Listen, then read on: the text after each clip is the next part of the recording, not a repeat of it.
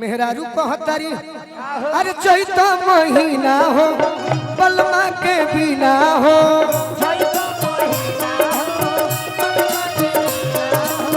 चैत महीना हो बलमा के बिना हो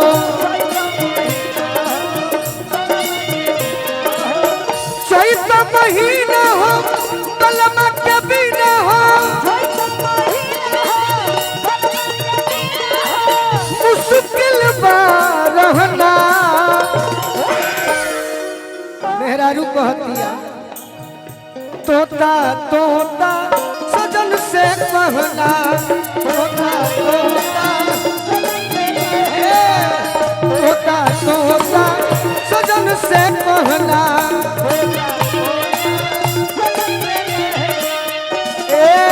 चैत महीना हो बलमा के बिना हो चैत महीना हो बलमा के बिना हो मुश्किल रहना तोता तोता सजन से कहना तोता तोता तोता सजन से कहना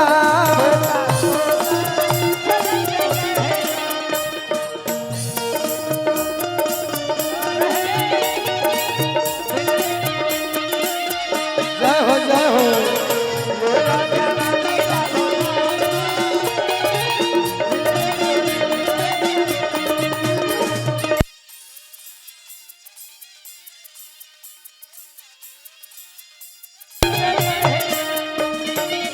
कौना सुहागिन के साथ ना हो छोटे बाबा कौना औरत की इच्छा ना हो कौना मेहरारू के मन ना हो कि सब सीजनवा में बहरी रहो बाकी जितना किसान के मेहरारू बालो चाहे जी कम से कम चैतवो में तो काहे खातिर मन तनिको ना लागता एने ओने भागता मन तनिको ना लागता एने ओने भागता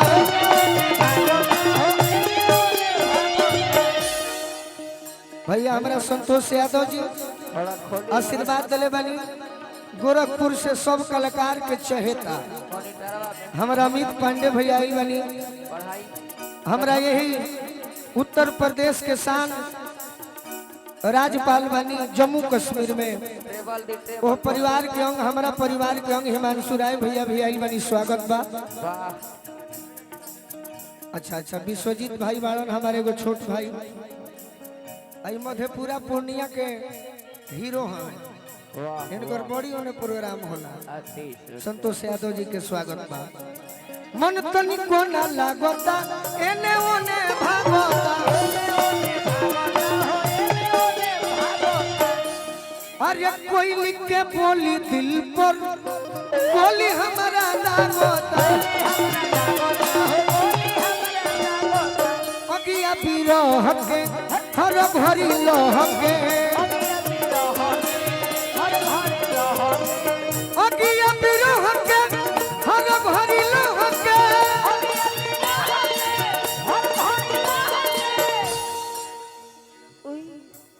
ग्राम प्रधान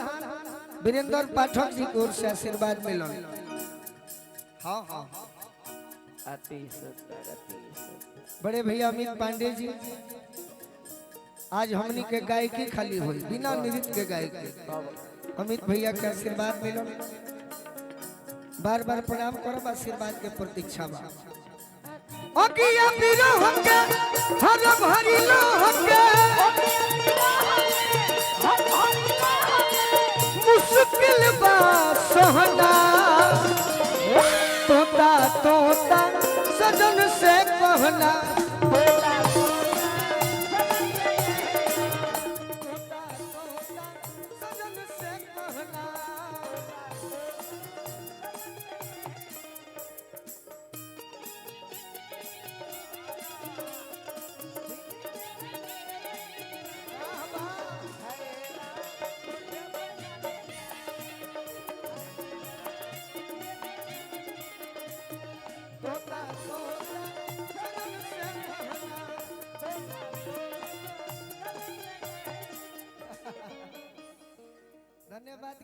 देश आइल बा हाँ जी भी तहाँ पश्चिमी चंपारण बेतिया खाद्य विभाग के बड़ा बाबू अभिषेक राय जी तब एगो गाना के फरमाइश के लिए बनी सुना दिए इस समय रहते कब और का का हो पहले ही बता दी कौन चैत के महीना में अच्छा अरे सतुआ भुजा भावे ना चटनी के हूँ सतुआ भुजा भावे ना चटनी के हूँ चटावे ना सोन के बिना माजा तनी को आवे ना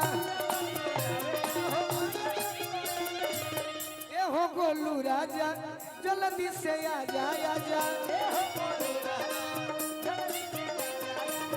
ए हो गोलू राजा जल्दी से आ जा शाही ना कहना